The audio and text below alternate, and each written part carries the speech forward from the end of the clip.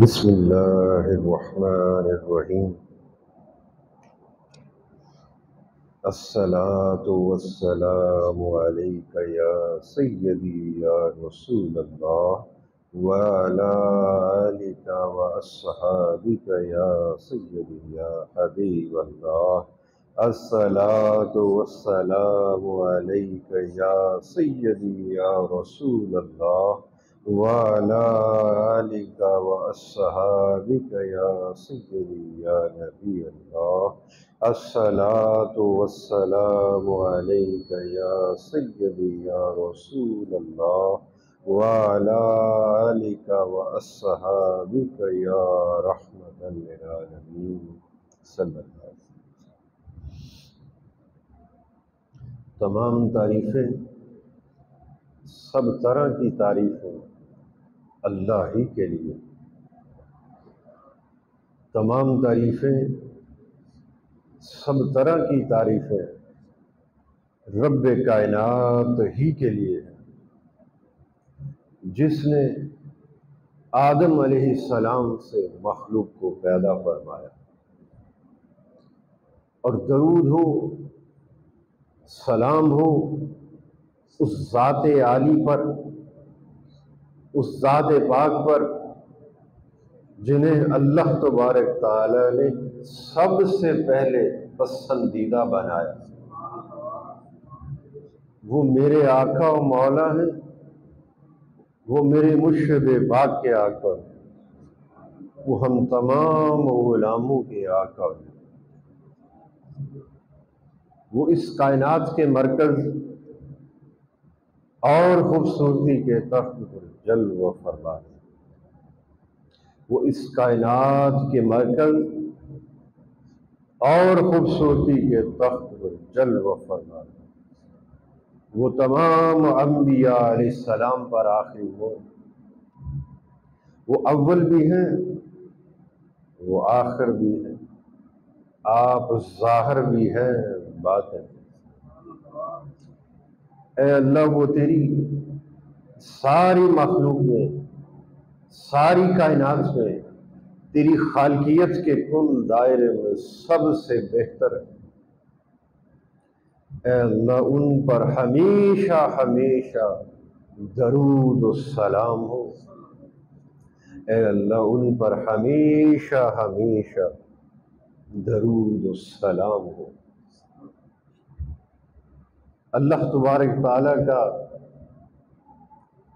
بڑا کرم ہے، بڑا فضل ہے، اس کی خاص عنایات ہیں، خاص مہربانی ہے، بلکہ اس کا احسان عظیم ہے ہمارے وجود لطیف پر، ہمارے قلب و باطن پر، کہ اس نے ہمیں نبی اکرم صلی اللہ علیہ وآلہ وسلم کے صدقے سے، آپ کے گھرانے کی خیرات سے، اپنے مقبولوں کی بارگاہ میں اپنے ذکر کے واسطے جمع ہونے کی توفیق بخشی۔ اللہ تعالیٰ اس توفیق کو استقامت و دوام عطا فرمائے، اور جب تک ہماری زندگی باقی ہے ہمیں یوں ہی اپنا ذکر کرنے کی اور اپنے مقربین اور صالحین کے در پر بیٹھنے کی توفیق عطا فرمائے، اور ہمارا شمار اپنے ذاکر بندوں میں، اپنے مقربین سے محبت کرنے والے محبان اولیاء میں تحریر فرمائے، اور اس توفیق کو ہمارے لیے باعث بخشش و نجات بنا دے۔ ہمارا یہاں آنا،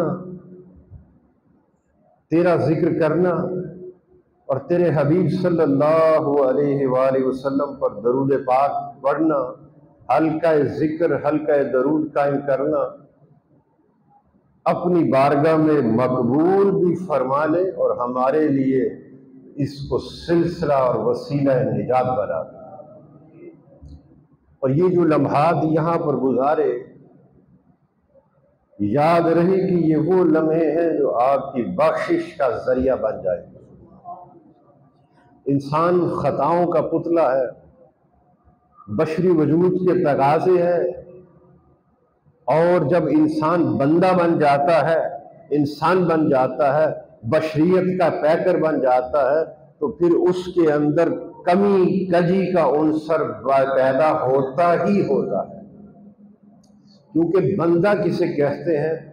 تمام کمزوریوں کے مرکب کو، مجموعے کو بندہ کہتے ہیں، اور تمام طاقتوں کے مالک کو معبود خدا کہتے ہیں.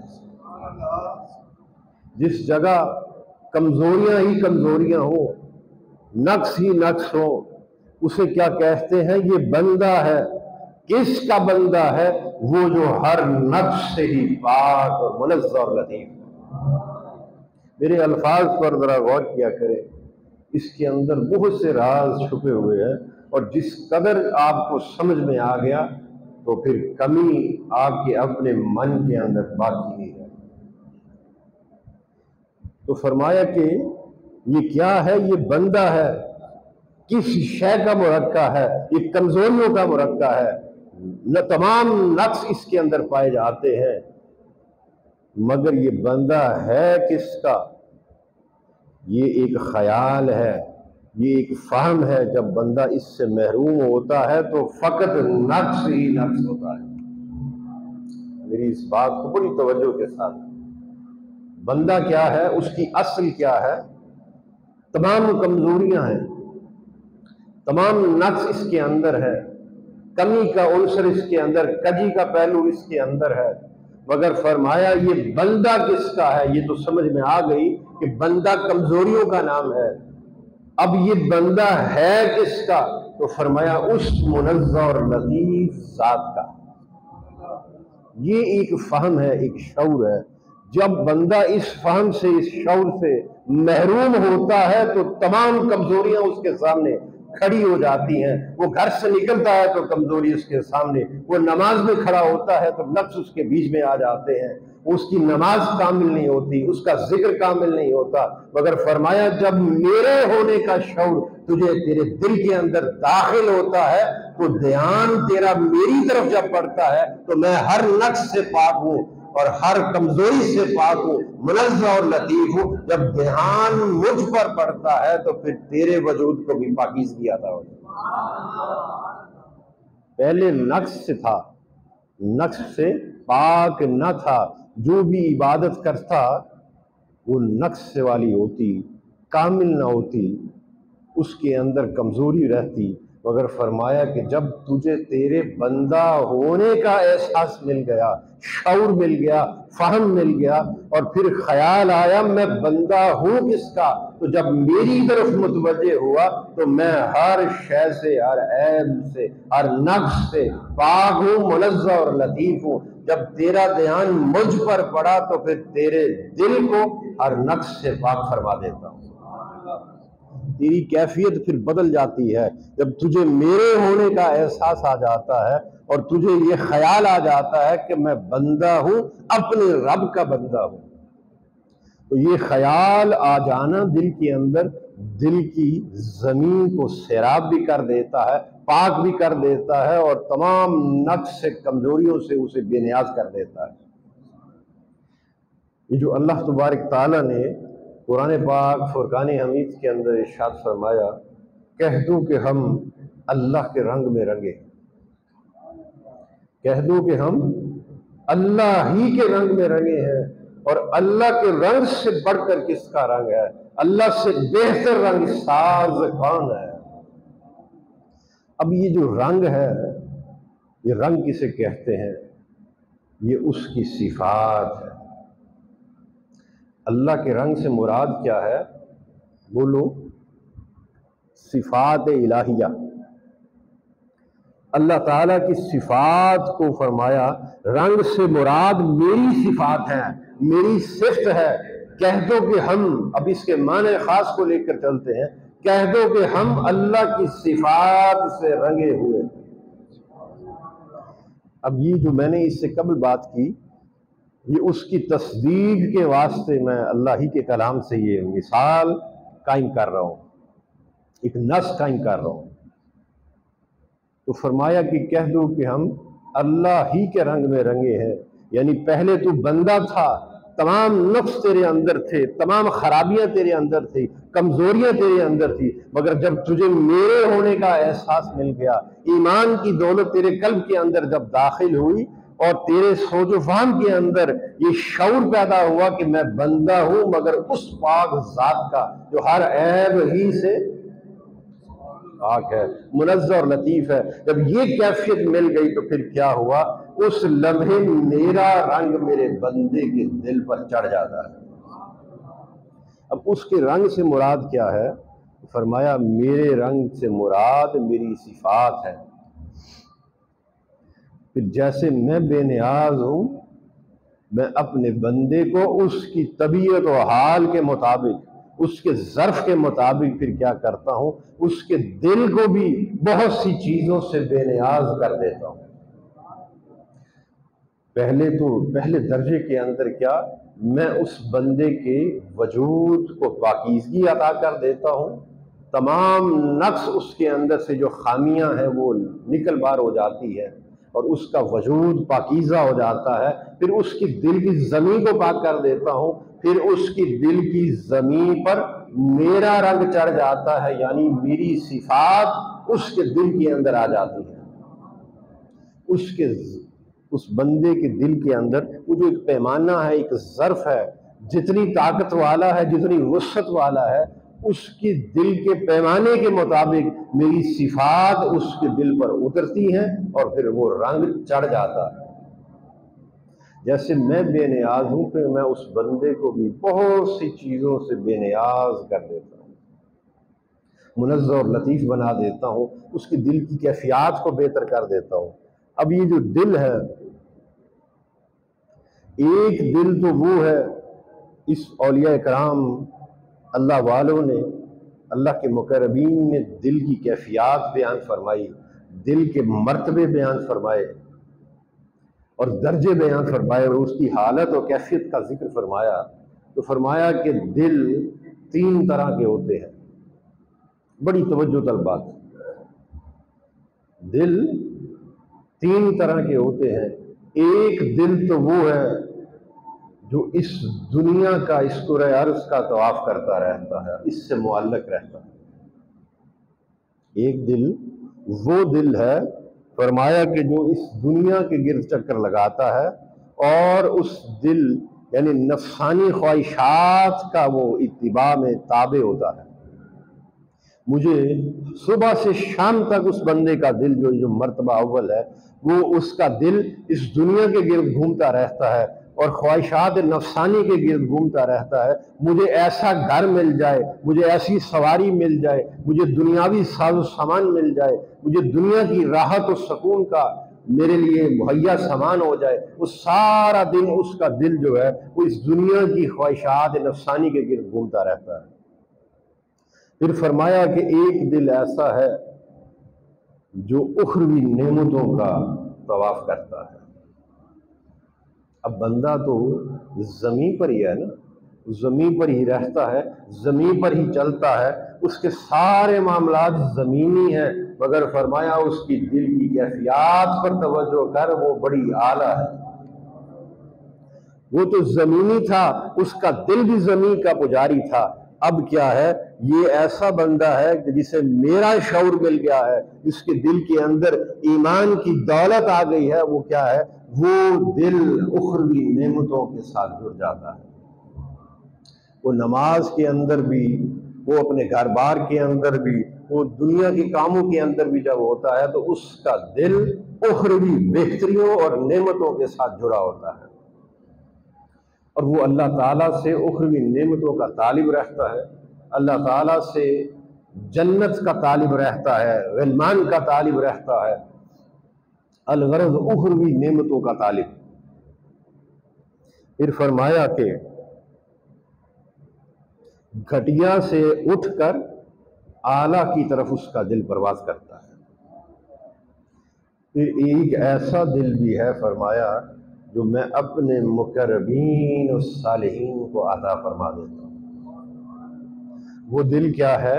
اب یہ تینوں بندے جو ہیں جن کے سینوں کے اندر اول دل دھڑکتا ہے، دوم دھڑکتا ہے، پھر فرمایا سوم بھی، وہ تم ہی میں رہتے ہیں مگر وہ مجھ سے وہ کچھ پاتے ہیں جو تم نہیں پاتے، وہ مجھ سے وہ کچھ دیکھتے ہیں جو تم جس سے محروم ہو، مگر رہتے وہ تم ہی میں ہیں۔ ان کا دل، وہ فرمایا فوق العرش ہوتا ہے۔ وہ بندہ زمین پر ہوتا ہے مگر اس کے دل کی وسعت اور اسے پرواز کیا نصیب ہوتی ہے، سدرۃ المنتہا۔ وہ اللہ تعالیٰ کی محبت کا، اس کی نعمتوں کا اور اس کی وہاں کے ثمرات کے گرد طواف کرتا رہتا ہے، جھومتا رہتا ہے۔ وہ بندہ زمین پر ہے، اس کے سارے معاملات زمین پر ہے، فرشی ہے، مگر اس کے دل کی کیفیات فرشی نہیں رہتی۔ میں اسے منزہ اور لطیف کرتا ہوا بلندی عطا فرماتا ہوں، وہ میرے عرش کے ارد گرد حاضر رہتا ہے۔ اب دیکھیں ذرا اس کیفیت پر غور کریں۔ ایک دل جو تھا وہ دنیا میں تو تھا مگر دنیا کے ساتھ معلق تھا، پھر ایک دل ایسا ہوا کہ اسے میں نے ایسا شعور دیا کہ وہ دنیا گھٹیا سے چھوڑ کر اعلیٰ کی طرف متوجہ ہوا اور اخروی دائمی نعمتوں کی طرف متوجہ ہوا اور اس کے اندر حاضر رہا۔ مگر میرے کچھ خاص بندے ایسے بھی ہیں جن کے دل کو میں ہر لمحہ اپنے عرش پر حاضر رکھتا ہوں۔ وہ سیدنا نوح علیہ السلام کی جو کشتی تھی، میں جب بھی یہ بات کرتا ہوں تو مجھے مثال کے طور پر وہ یاد آ جاتی۔ وہ جو سیدنا نوح علیہ السلام کی کشتی تھا، اس کا واقعہ جو تھا، اس کے اندر بڑی حکمت تھی اور اللہ والوں کے لیے تو بہت سی نشانیاں اس کے اندر بیان فرمائی۔ وہ جو فرمایا کہ وہ کشتی کیا خوب چلتی تھی، اب ذرا اس پر الفاظ پر غور کریں۔ وہ کشتی کیا خوب چلتی تھی، اس کا چلنا اور ٹھہرنا جو تھا میرے حکم سے تھا۔ جب سوال کیا، آپ کی قوم نے آپ سے سوال کیا کہ کشتی کہاں جائے گی، کہاں ٹھہرے گی، اس کے معاملات کیسے ہوں گے، کیا ہوگا، آج کے بعد کیا ہوگا، اگلے لمحے میں کیا ہوگا، تو فرمایا ان سے کہہ دو کہ اس کا چلنا اور اس کا ٹھہرنا میرے حکم سے ہے۔ اور پھر آگے بڑی لطیف بات فرمائی، فرمایا اس کشتی کا چلنا وہ میری نگاہوں کے سامنے چلتا۔ اب یہ دیکھیں تو فرمایا کہ جسے میں پسند کر لیتا ہوں، جس کے دل کی زمین کے اندر میں اپنے نور کی بارش فرما دیتا ہوں، رشد و ہدایت جسے نصیب کر دیتا ہوں، جس کے دل کے اندر میں ایمان کا بیج بو دیتا ہوں، جسے میں اپنی محبت عطا فرما دیتا ہوں، پھر ہر لمحہ اسے غیر کے پاس جانے نہیں دیتا، ہر لمحہ اس بندے کے دل کو اپنے سامنے حاضر رکھتا ہوں۔ اب ذرا اس نقطے پر غور کریں۔ وہ دل، بندہ زمین پر ہے مگر فرمایا اس بندے کے دل کی وسعتیں میرے عرش تک ہے، اور وہ بندے کا دل میری محبت کے گرد چکر لگاتا رہتا ہے اور میری نگاہ کے سامنے جھومتا ہے۔ اس کشتی کا چلنا وہ کیا خوب چلنا تھا کہ وہ میری نگاہ کے سامنے چلتی تھی۔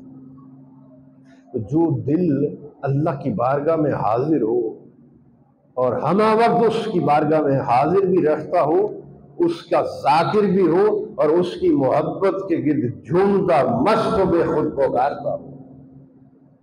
یہ جب ہم ذکر خفی کرتے ہیں اور مقامات لطائف کا تذکرہ کرتے ہوئے ہر لطیف مقام سے اللہ تعالیٰ کو پکارتے ہیں، وہ کیا ہے؟ اللہ تعالیٰ نے ہمیں روح عطا کی، بولی عطا کی، اس عالم شہادت میں بھیجنے سے پہلے ہمارے وجود بشری کے اندر روح کو داخل فرمایا۔ اب یہ بڑی معروف بات ہے، مگر اس روح کے ساتھ رب کائنات نے اور بھی مخلوق اپنی آپ کی اس وجود کے اندر داخل فرما دی۔ فقط روح کو داخل نہیں کیا روح کا جو مقام، جو جنم لینے کی جگہ تھی، وہ قلب تھا. یعنی قلب، روح، اور پھر ایک مقام جو لطیف وجود کا ہے، فرمایا وہ سر ہے. ایک مخلوق ایسی ہے جسے اللہ تبارک تعالیٰ نے اس سر کے مقام پر فائز فرما دیا. قلب کے اوپر روح کو، اور پھر سر کے اوپر ایک مخلوق اور ہے اس کو، اور پھر سر کے بعد خفی ہے، خفی کے مقام پر ایک اور مخلوق کو بٹھا دیا، اور پھر خفی کے بعد اقفا ہے.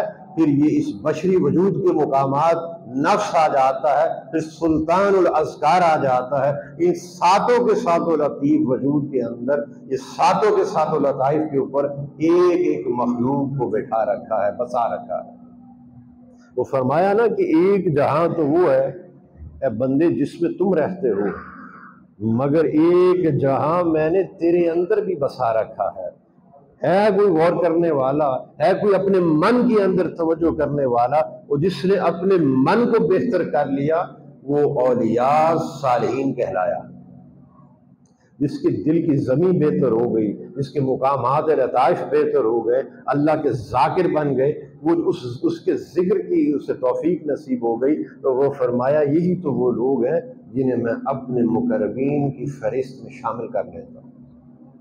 تو وہ جو لطیف وجود کے اندر روح تھی، جو قلب پر جسے حکومت عطا فرمائی، اور پھر اس کے بعد وہ اللہ کا ذکر کرنے لگی، پھر اس کے بعد اسے ذکر کی خوراک دے کر زمین، قلب کی زمین پر بسا کر بھیج دیا. پھر ایک مخلوق جو تھی وہ مقام سر پر تھی، پھر خفی پر تھی، پھر اخفا پر تھی. وہ ساری کی ساری، اب یہ جو 7 اس کی تعداد پر غور کریں، 7 مقامات لطائف ہیں، اور پھر 7 ہی مخلوقات ہیں جو ان پر بیٹھی ہیں، بسائی ہیں. 7 ہی زمینیں ہیں، اور بولو 7 ہی آسمان ہیں، اور جنتیں بھی 7 ہیں، اور پھر اس کے اوپر اللہ تبارک تعالیٰ کا عرش ہے. جب بندے کا ذکر، اس کے صفاتی، وہ جو میں نے ابتدا کے اندر بات کی، میرا رنگ اس بندے کی دل کی زمین پر چڑھ جاتا ہے، یعنی میری صفات اس بندے کے لطیف وجود پر چھا جاتی ہے، جسے میں اپنے ہونے کا شعور عطا کر دیتا ہوں، جسے میرے ہونے کی سوجھ بوجھ نصیب ہو جاتی ہے، فہم نصیب ہو جاتا ہے، اور اسے یہ پتہ چل جاتا ہے، وہ غفلتوں سے نکل کر میری طرف متوجہ ہو جاتا ہے کہ میں بندہ ہوں، اور کس کا بندہ ہوں؟ مولا کا بندہ ہوں. جسے ایسا شعور میں عطا فرما دیتا ہوں، پھر کیا ہے؟ اس کے قلب کی زمین پر میری صفات کا رنگ چڑھ جاتا ہے. یہ میں بڑی خاص بات کر رہا ہوں، یہ باتیں کسی کتاب میں نہیں ملنی آپ کو، یہ باتیں اولیاء صالحین کے در سے لگتی ہیں. تو پھر فرمایا کہ جب اسے یہ شعور مل جاتا ہے تو اس بندے کی دل کی زمین پر میری صفات کا رنگ، میرا رنگ چڑھ جاتا ہے. اب دل پر بھی اللہ کا رنگ چڑھ گیا. بولو، دل پر جو مخلوق بیٹھی تھی وہ روح تھی، فرمایا کہ اس روح کو میرا صفاتی ذکر نصیب ہو گیا. جب دل پر میری صفات کا، میری صفت کا ایک رنگ چڑھا، وہ جس صفت کا رنگ میں نے اس کی دل کی زمین پر چڑھایا، اس رنگ کو دیکھ کر، اس کی خوشبو محسوس کر کے روح جو تھی میرے اس صفاتی نام کا تذکرہ کرنا شروع ہوئی.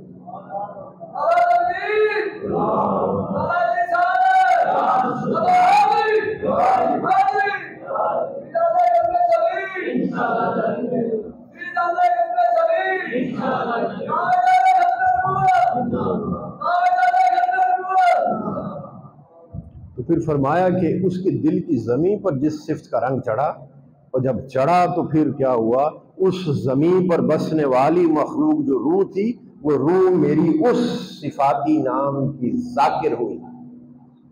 اسے ایک ذکر مل گیا، اسے ایک رستہ مجھ تک آنے والا، اور میرا رنگ جب اس کے دل پر چڑھا تو پھر اس صفاتی رنگ کو دیکھ کر وہ میری اس صفت کا ذکر کرنے لگی.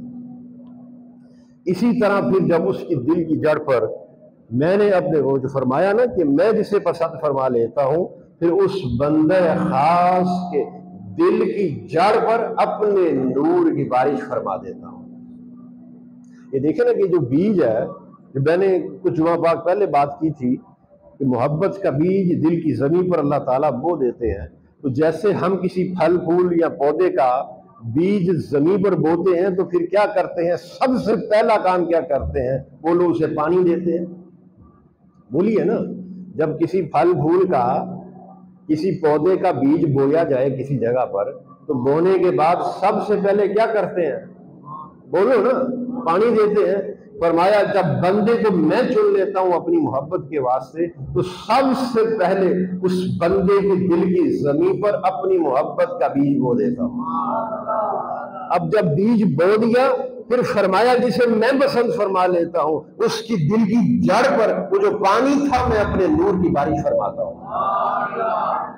تو وہ بیج میری محبت کا تھا، اب پانی اسے میں اپنے انوار کا اپنے حسن و جمال کی اس پر بارش فرما دیتا ہوں، جسے پا کر وہ پروان چڑھتا ہے۔ تو پھر فرمایا کہ وہ جو دل تھا اس پر بسنے والی جو مخلوق روح تھی اس نے اس صفاتی نام کا جو رنگ چڑھا، اسے جو عطا ہوا، میں رحمان ہوں، یہ اس کی صفات ہے کہ نہیں؟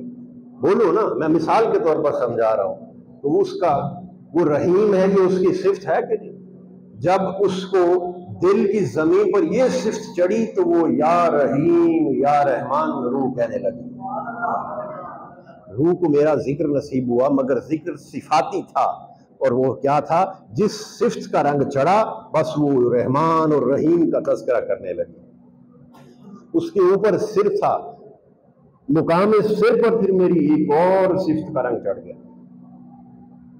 اس مقام پر جس صفت کا رنگ چڑھا اسے دیکھ کر اس کی خوشبو محسوس کر کے مقام سر پر بیٹھی مخلوق نے میری اس صفت کا تذکرہ شروع کر دیا۔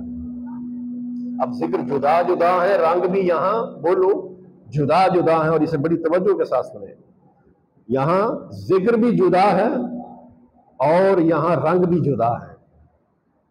پھر مقام خفی پر جو مخلوق بیٹھی ہے فرمایا اس پر جو رنگ چڑھا وہ میری اس صفت کا تذکرہ کرنے لگی۔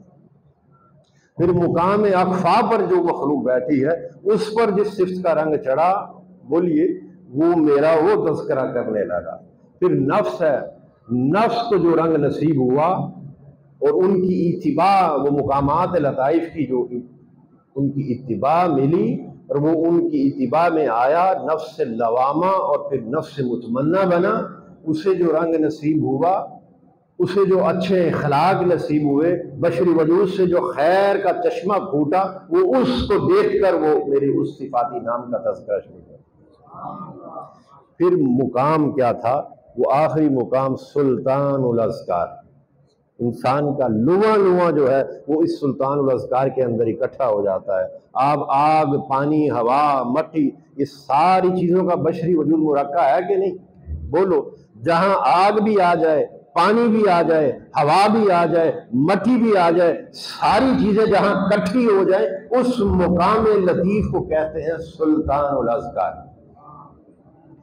پھر اس مقام کو بھی پھر کیا ملا؟ وہ جو نور کی بارش تھی، صفات کا رنگ تھا، اس کا وہ ثمرات اس مقام کو بھی ملے تو وہ دیکھا، اور میرے جس رنگ کو بھی دیکھا، دیکھ کر وہ بھی ذاکر ہوا، وہ میری اس صفت کا تذکرہ کرنے لگا۔ اب 7 لطائف تھے، اس ساتوں کے ساتوں کا ذکر بھی جدا جدا، رنگ بھی جدا جدا، کیفیات بھی جدا جدا۔ تو پھر کیا ہوا؟ میں نے اس ذکر صفاتی کی وجہ سے اس بندے کے لطیف وجود کو پرواز عطا فرمائی۔ اب بندہ بیٹھا ادھر ہی ہے، مراقبے میں بیٹھا ہے، گم سم بیٹھا ہے، آنکھیں بند کی ہیں، اللہ کا ذکر دل ہی دل میں چل رہا ہے، کوئی یا رحمان یا رحیم کا ذکر چل رہا ہے، دیگر اس کے صفاتی ناموں کا تذکرہ ہو رہا ہے، دل کی زمین پر چل رہا ہے، مقامات لطائف سے ذکر کی صدائیں بلند ہو رہی ہیں۔ فرمایا جب ایسا ہوا تو میں نے اس بندے کے وجود لطیف کو پرواز عطا کی، 7 زمینوں کی اور پھر 7 آسمانوں تک ان کو پرواز عطا کر دی۔ کوئی بندے کا دل کی کیفیت جو تھی پہلے آسمان سے جڑ گئی، بولیے. اور یہ دیگر انبیاء کا یہ جو ذکر صفاتی ہے، جب بندے کا وجود لطیف ذکر صفاتی کرتا ہے تو وہ براہ راست کسی نہ کسی نبی اور رسول کی اتباع میں آ جاتا ہے. دل سیدنا آدم علیہ السلام کی اتباع میں آ گیا اور اس رستے پر ذکر کرنے لگا. وہ جو مقام سر تھا وہ سیدنا نوح علیہ السلام، کوئی مقام سیدنا موسیٰ علیہ السلام، کوئی مقام سیدنا ابراہیم علیہ السلام. اس طرح دیگر انبیاء سے ان کا رابطہ، اس مخلوق کا تعلق براہ راست جڑ جاتا ہے اور ان کی اتباع میں آ جاتا ہے. بندے کا دل سیدنا آدم علیہ السلام کے قلب کی اتباع میں آ جاتا ہے. یعنی جیسے کسی کو شاگرد کریں، بولیے شاگرد کریں تو پہلے دن شاگرد کو کیا کیا جاتا ہے؟ وہ جو ہیڈ ماسٹر ہوتا ہے، بولیے وہ کیا کرے گا؟ پہلے دن خود اپنے پاس تو نہیں بلا لے گا، کسی اور ٹیچر کو بلائے گا، اس کی کیفیت کے مطابق، اس کی قوت و حال کے مطابق اس کے سپرد کر دے گا. بولو پھر ایک چینل کے تھرو وہ چلتا ہوا ایک مقام خاص ایسا آئے گا کہ پھر وہ پرنسپل جو تھا، وہ جو سب سے بڑا ہیڈ تھا، پھر وہ اسے اپنی قربت میں لے لیتا ہے. بولیے ایسا ہی ہے نا، یہ ایک نظام ایسا ہی چلتا ہے. تو پھر فرمایا کہ وہ جو دل کی کیفیت تھی وہ دیگر انبیاء کے سپرد ہو جاتی ہے، ان کی اتباع میں آ جاتی ہے اور ذکر صفاتی ہوتا ہے. اور ہر لطیف وجود کا ذکر کیفیت دوسرے سے جدا رہتی ہے. پھر اسے کسی مخلوق کو رسائی جو تھی وہ پہلے آسمان تک مل گئی، کسی کو دوسرے تک، کسی کو تیسرے تک، کسی کو چوتھے، پانچویں، چھٹے اور پھر ساتویں تک کی رسائی مل جاتی ہے، مگر ساتویں آسمان سے اوپر کی پرواز نہیں ملتی. پھر کیا ہوتا ہے؟ وہ جو فرمایا کہ ایک دل ایسا ہے جو میرے عرش کے ساتھ جڑ جاتا ہے اور میرے عرش کا طواف کرتا ہے. وہ دل کیسے بنتا ہے؟ وہ فرمایا کہ جب وہ دودھ کر کے لال ہو جاتا ہے تو پھر میں کیا کرتا ہوں، ان سارے لطیف وجود کے ہر جز کو یہ حکم فرما دیتا ہوں اب صفاتی نام سے ہٹ کر میرے ذاتی نام کا تذکرہ کر. پھر وہ ذکر، وہ جو رحمان تھا، رحیم تھا، دیگر اس کے صفاتی نام کا ذکر دل کے اندر چلتا تھا، اب اس سے ترقی ہوئی اور فرمایا اب تو میرے ذاتی نام اللہ اللہ اللہ کا ذکر کر. جس وقت اللہ کا ذکر شروع ہوتا ہے بندے کے دل کی زمین پر تو پھر اس وقت رنگ بھی ایک ہی ہوتا ہے، ذکر بھی ایک ہی ہوتا ہے، اس بندے کا دل بھی اللہ کرتا ہے، مقام روح بھی اللہ، سر بھی خفی اخفا، حتیٰ کہ نفس سلطان الازکا، یہ سارے کے سارے جو ہیں یک جان ہو کر اللہ اللہ اللہ پکارتے ہیں. جب سارے ایک پیج پر آ جاتے ہیں تو پھر فرمایا اس لمحے میں اس بندے کے دل کی زمین کو اور تمام مقامات لطائف کو اپنے حبیب پاک صلی اللہ علیہ وآلہ وسلم کی آغوش غلامی میں سپرد کر دیتا ہوں. جب ذکر ذاتی ذکر آتا ہے تو پھر بارگاہ مصطفیٰ میں بندی کی کیفیت جو دل کی زمین، اس کی وہ جو تھی ڈورے تھی، لگامیں تھی، وہ پھر میں اپنے محبوب کے سپرد کر دیتا ہوں. جب ذاتی ذکر شروع ہوتا ہے اور حضور کی آغوش غلامی نصیب ہوتی ہے تو بتائیں حضور کی وسعتیں کہاں تک ہے؟ پہلے آسمان تک ہے، بولیے دوسرے تک، تیسرے تک، چھٹے ساتویں تک، سدرۃ المنتہا عرش اللہ تعالیٰ تک ہے کہ نہیں؟ فرمایا جب وہ غلام حضور کی آغوش غلامی میں آ جاتا ہے اور پھر اس کا دل قلب محمد صلی اللہ علیہ وآلہ وسلم کی اتباع میں آ جاتا ہے، غلامی میں آ جاتا ہے اور پھر وہ مجھے پکارتا ہے اللہ، تو پھر وہ دل 7 زمینیں 7 آسمان نیچے رہ جاتے ہیں اور دل میرے عرش پر حاضر ہو جاتا ہے.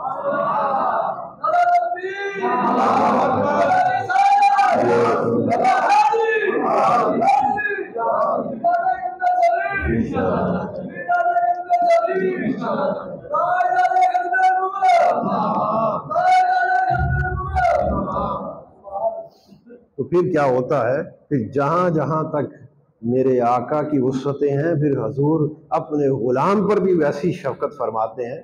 فرمایا کہ آپ کا طریقہ کار یہ تھا، یہ آخری بات، کہ آپ کو اللہ تبارک تعالیٰ نے جو بھی فضیلت عطا فرمائی آپ نے اپنی امت سے اتنی محبت و شفقت فرمائی، ہر فضیلت میں، ہر انعام میں سے امت کو، غلام کو حصہ دیا ہے۔ کوئی شے بھی ایسی نہیں جو اللہ کے ہاں سے آپ کو تحفہ ملا ہو اور آپ نے اس کو غلاموں میں تقسیم نہ فرمایا ہو، غلاموں کو دیا۔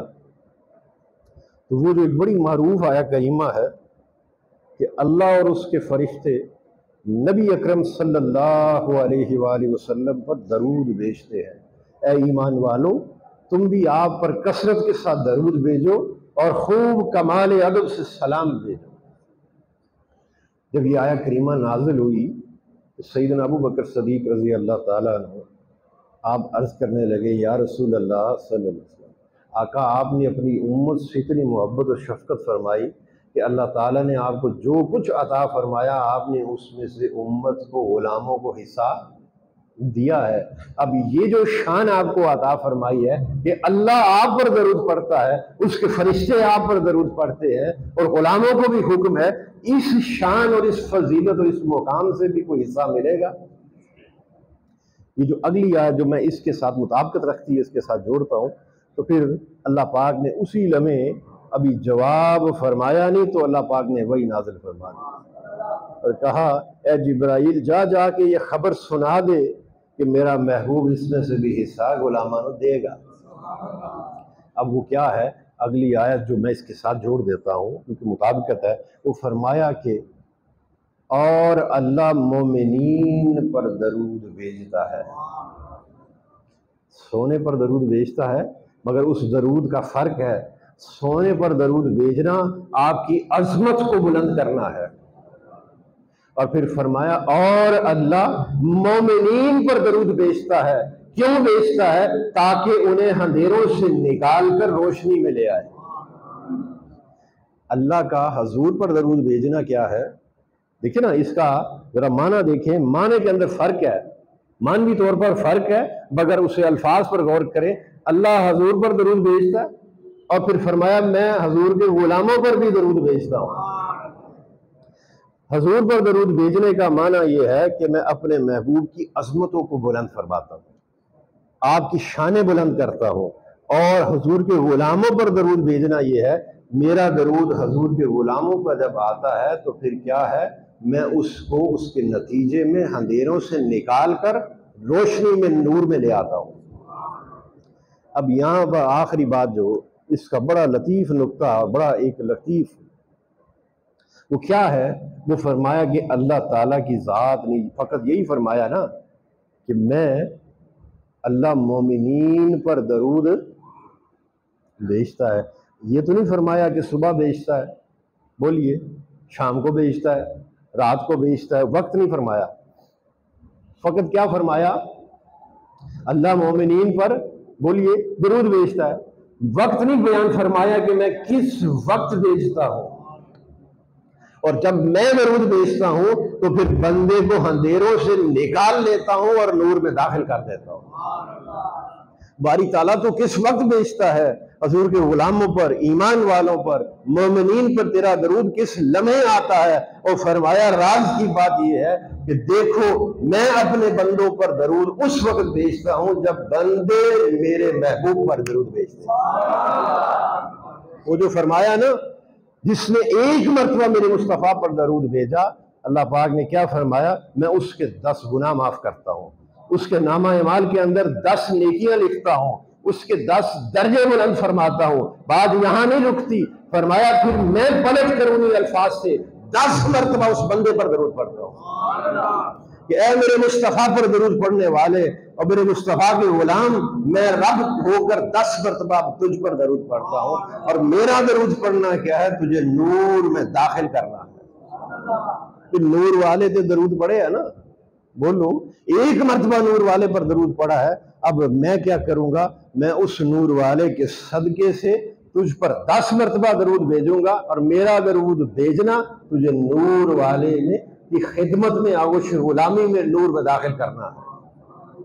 یہ وقت ہے، فرمایا کہ جب بندہ میرے مصطفیٰ پر درود بھیجتا ہے تو پھر میں پلٹ کر انہی الفاظ سے 10 مرتبہ اس بندے پر درود پڑھتا ہوں۔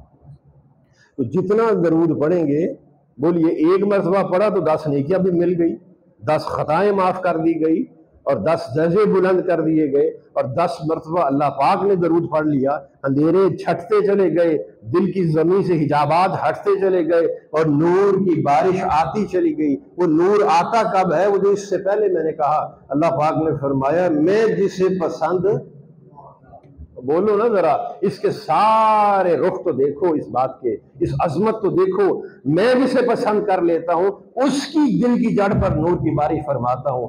بندہ درود پڑھتا ہے، رب اس کے گناہ بھی معاف کر دیتا ہے، اس کے درجے بھی بلند کر دیتا ہے، اس کو نیکیاں بھی عطا کر دیتا ہے، اور پھر اس بندے کی اس کو پسندیدہ بنا لیتا ہے، اور جب رب پسندیدہ بناتا ہے تو پھر نور کی بارش۔ تو درود پڑھنے سے بندہ 10 گناہ بھی معاف ہو گئے، 10 درجے بھی بلند ہو گئے، 10 نیکیاں بھی مل گئی، اور رب کی پسندیدگی بھی، بولو نا، ملی کہ نہیں ملی؟ میں جسے پسند کرتا ہوں اس کی دل کی جڑ پر نور کی بارش فرماتا ہوں، اور جو میرے مصطفیٰ پر درود 1 مرتبہ پڑھے میں 10 مرتبہ درود پڑھتا ہوں، اور وہ 10 مرتبہ پڑھنے کا نتیجہ کیا ہے؟ اسے نور ملتا ہے۔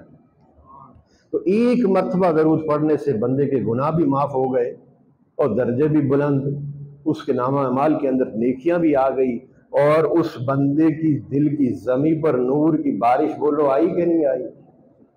اس بندے کو اللہ تعالیٰ نے اپنا پسندیدہ بنایا یا نہیں بنایا؟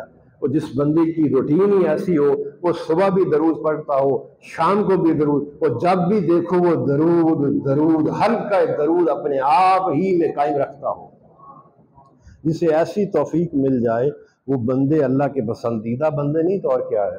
بولو نا، درود پڑھنے والے اللہ کے مقربین اور صالحین نہیں تو اور کیا ہے؟ تو فرمایا کہ جسے ایسی توفیق مل جائے بس وہی تو لوگ ہیں جو صالحین ہیں، میرے پسندیدہ ہیں، جن کے دلوں کو میں نے پسند کر لیا ہے، اور جن کی دل کی زمین کو میں نے اپنا مقام قیام بنا دیا۔ اللہ پاک سے دعا کرے، اے اللہ، حضور علیہ الصلوۃ والسلام کے نارین پاک کی خاک پاک کا صدقہ ہمارے تمام صغیرہ و کبیرہ گناہ معاف فرما دے، ہماری تمام کثیر خامیوں کو درگزر فرما دے۔ اے اللہ، حضور علیہ الصلوۃ والسلام کے صدقے سے ہمیں قبر کے عذاب سے، محشر کے عذاب سے، صراط اور میزان اور قبر کی ہولناکی سے بچا، موت کی سختی سے بچا لے، ہمارا خاتمہ ایمان پر فرما۔ اے اللہ، ہمیں ان صالحین جیسی، اپنے مقربین جیسی عبادات و تسبیحات کرنے کی توفیق عطا فرما، اپنے مقربین جیسا سلامتی والا زندہ ذاکر دل عطا فرما۔ اے اللہ، حضور علیہ الصلوۃ والسلام کے نالین پاک کی خاک پاک کا صدقہ میرے مرشد پاک حضرت خواجہ میاں محمد قلب سلیم رحمۃ اللہ علیہ آپ کو دائماً اپنی رحمت کی جھولی میں رکھنا، آپ پر دائماً اپنی رحمت کا سائبان تنا رکھنا، آپ کو ہمیشہ حضور علیہ الصلوۃ والسلام کی آغوش غلامی قربت خاص میں کالی کملی کے سائے تلے رکھنا۔ صلی اللہ علی حبیبہ سیدنا محمد و آلہ و صحابہ